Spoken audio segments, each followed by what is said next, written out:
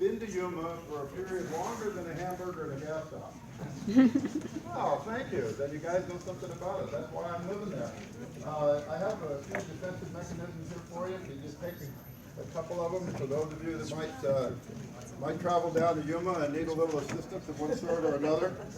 Actually, the visiting bureau gave this stuff to me, and I'm not exactly sure what it is, but if you'd like to have some of it, there it is. If you don't want to use it, give it to your kid. And at any rate, I passed out a flyer to you. I am not exactly a great guy. I haven't done anything spectacular. I think what you've already heard today is probably worth every penny you spent to get here. However,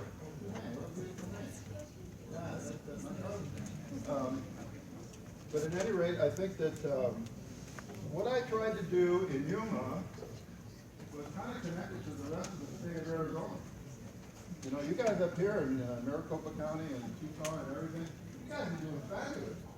You guys are just making all sorts of headway, get all kinds of money, and you know, this thing that happened, we just saw Peoria. It looks like that, you know, they just, I think, reinvented bicycling and all the assets that go with it.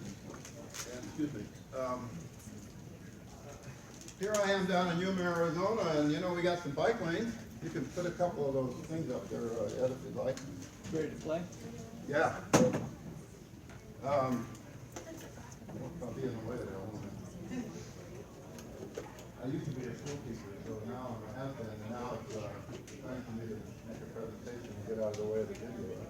But these are some things that were produced in Yuma, just to give you an idea a little bit. For those of you that haven't been to Yuma before, we are a real-life city, and it does exist in the state of Arizona. Well, thanks to the efforts of our Department of Community Development and the Yuma Crossing National Heritage Area, we now have a map of all the bicycle paths and lanes throughout Yuma. 21st century, huh? And yes, there's a difference between each of those terms. And you can find that map a couple of different ways, and it is free. I gave City Outlook a reason to go and find one of those paths that are in West Butler's Park recently. Well, the Community Planning Department wanted to create a map to highlight all the great bikeways that Yuma has, and really to educate and promote all the opportunities for cycling that we have. Well, we put on about 12 miles a day, roughly. We enjoy it. We specifically avoid the street as much as we can because we find the traffic a little bit crazy here, so this is much safer, much more scenic. Love the East Wetlands area that they extended that out a couple of years ago, so yeah, we enjoy it. The main thing is the map, and then it designates each type of bikeway that we have. So we have bike paths, which are dedicated, separate paths, separate from the roadway, similar to this path. And then we have bike lanes, which are on the street, and if there's a dedicated lane for cyclists to ride in. And then we have bike routes, which are actually just streets with low traffic that have been designated as safe for cyclists. I think the standard on bike paths all around, just like driving in a car in North America, is you stay on the right. Graffiti on the And I tunnel, think from a on the safety bridge. perspective, that is something that needs to be addressed because we have bells on our bike, and as we're overtaking the pedestrians or even the other cyclists, we hit the bell, they just scatter, they have no idea where to be. So I think either more signage or even stencils on the road itself. Always someone that has to come, Stay don't they? right here. That would be the number one, I guess, constructive criticism that we can get for safety of everybody. You know, whether it's a cyclist, pedestrian, on the course, stroller, that gets on the skateboard, whatever. So we want to make sure that everyone understands the best practices for riding with traffic and always staying safe when you're on the road with motor vehicles. Well, in general, I think it's just more of a health thing, and I think we've got a lot of folks that are obviously in their advanced age down here in general. And we collect all the old folks down here. And also reduce your dependency on vehicles as well, as best as can. It's not always feasible or practical, but certainly nice. You know, a lot of times when you jump on the bike, go to the grocery store, or go to whatever. And I think providing a safe spot is vital because we got some traffic coming through here. So. is vital because, as I say, the streets and the traffic, pretty crazy here. So there's lots of opportunities, lots of places for people to bike around safely. I think that's going to encourage people to get more people out. Oh, absolutely. I'd love to see if they can out to the west, past the wetlands, past the riverside there, do similar to what they did out, that stretch they did out east wetlands. That's gorgeous. Beautiful pathways. You will see on the bikeways map that we have all of the proposed routes also highlighted. Those are shown in gray. So those come directly from the master plan, the bikeways master plan. So we really want everyone to know what the vision is for the bikeways, and the more support the more that people use the bikeways, and the more support we have, the more that we can invest in more bike infrastructure. So we have them on the city website. You can download that. It's on the community development page. And then there's a link that says Bikeways of Yuma. So you can get a download there. And then we have print copies that are available at City Hall at the front counter. All the bikeways are also available on Google Maps. So if you're out and about, you can click on Google Maps and then hit bike. And it will show you the best route, the best, safest route via all our bikeways.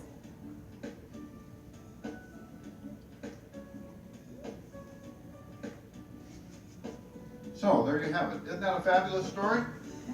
Did everybody enjoy that? That's Yuma.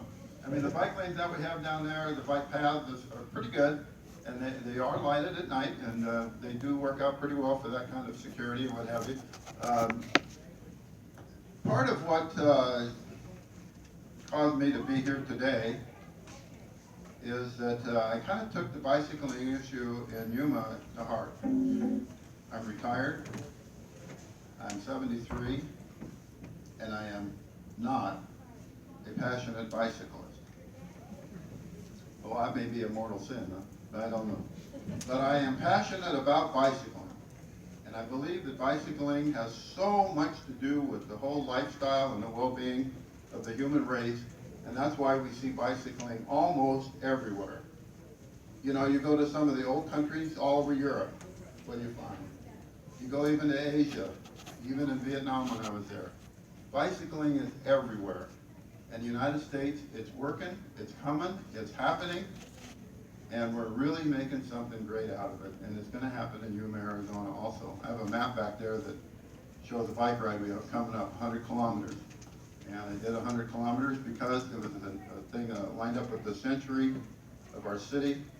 100 kilometers, I couldn't make 100 miles out of it. County wasn't quite that big, or it didn't, make it that amenable, so I did 100 kilometers instead. So Yuma's a great place. And if you haven't been down there, spend a couple of days down there, then please do come down, enjoy it, call me, I'll make the best out of it for you. I can't give you a room, but I can get you a hotel. And maybe we could do some bike riding. We do have Steve Clark coming from the League of American Bicyclists down to Yuma here in May. And it was a little bit of a surprise to us because we haven't submitted any application for bicycle-friendly community or any of that stuff. But he wanted to come and see us, so here we are, and I'm looking forward to that opportunity. Let's see the next one. The Yuma Police Department responds to an average of 40 vehicle versus pedestrian accidents a year.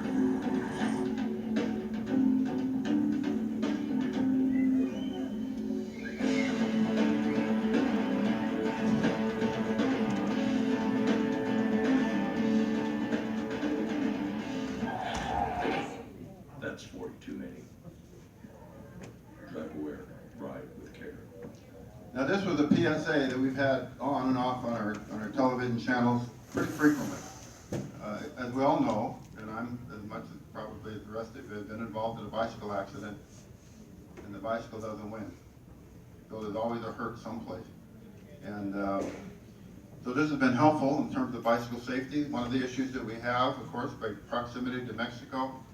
Some people in Mexico, I'm told, are given given driver's licenses, but it's like getting it out of a Cracker Jack box. It's just a printed item that somehow allows them to drive, but it doesn't have any training behind it or any expectation of following the laws and so forth. They just get in the car and start to drive. well, they do migrate across the border and they do wind up in Yuma, and it makes it tough. So, another thing that I decided to do was, what is, at this video that you just saw, what's probably the biggest thing that really influences bicycling, and let's say, it's kind of a negative way, but it has a positive influence. What would that be? Anybody have an idea? And it starts with S, and it ends with, pardon me? Safety. Now, how hard is it to go to talk to somebody about something that you're going to do to improve safety? Everybody wants to be safe. From the time that you're wrapped in swaddling clothes and then laying at the, but anyway, you know, you're always thinking about safety. So that was my introduction. I came into the assistant director, or the assistant administrator for the city of Yuma, who happened to be a bicyclist. And I said, I want to make Yuma bicycle friendly and bicycle safe. And he said, well, I'm a bicyclist, I can buy on that. Within a few days, I had a meeting with the chief of police. And he liked that idea. He thought it was a good idea to be safe on the roadway, including bicycles. And it went on into the city council. It went on into the public works department. It went on into the county board of supervisors. I mean, we're the biggest city in the county, so we have a little weight. Went on into San Luis, down by Mexico. Went on into Somerton, another small city there in Yuma County. But it was all because of safety, emphasizing safety. And people knew that. They knew in the back of their mind, they just needed somebody to bring it to the front and begin to say, this is how we have to do things in order to be safe. Are we perfect in Yuma? Well, no, of course not. You saw the video. We got a lot of work to do. But people know that safety is important. Education is probably the lead ingredient to making things safe. Let's do the last video up there.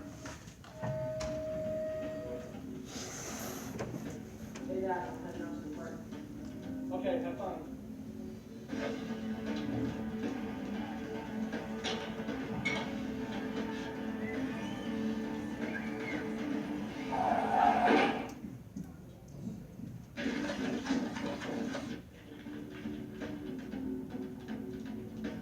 Hey, Dad, we're in the park. Okay, have fun.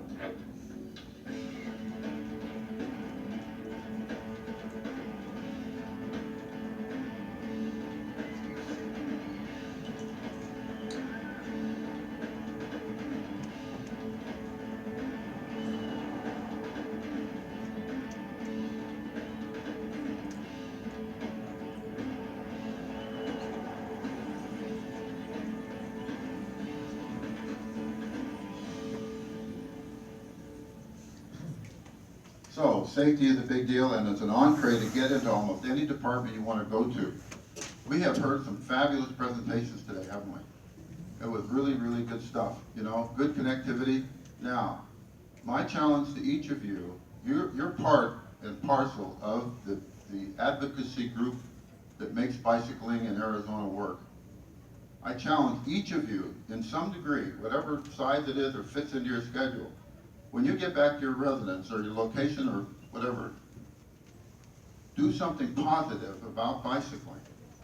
Whether it's calling your legislator in the state legislature, or it's doing something with your mayor or your city council or the public works department, or just getting to know some of the people who you know have that influence. And just say, hey, I'm a bicyclist and I'm concerned about safety. It's not very difficult. Okay, and I happen to be, in case you hadn't noticed, I'm a pretty gregarious person. I love people. I'll talk to anybody, anywhere, about anything. And it's been a very interesting life for me. So that part of it is easy. Now, I know some people have little reservations about just talking to people that you've never been introduced to, but 99 times out of 100, you're a citizen. The person you may be talking to is some kind of an official. They'll listen. They may not like it, but they'll listen. And that's almost part of their paid profession, is they have to do that. Gathering an advocacy group together is something that's important as well. We started the Arizona Region Bicycle Coalition. We're on the stages right now of becoming a corporation, and then we'll be sooner into a 501c3, and then we're also going to do a 501c4, so we can lobby when we have to. So I think that the opportunities are out there. The Coalition of Arizona Bicyclists, in my opinion, is probably the best organization that will give you the complete state connectivity. The efforts are there, the ideas are there to really become that advocacy organization that speaks for the state of Arizona, which gives us the leverage to go to the federal government as an agency that would be noted because of the number of people that are. Now I know there's GABA and there's ABBA and SADA and DIBA and all the rest of them.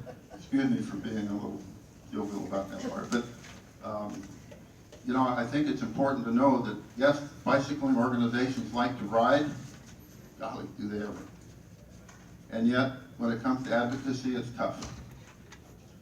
You got to do something. You have to write a letter. You have to make a phone call. You have to go to a meeting, and things such as that.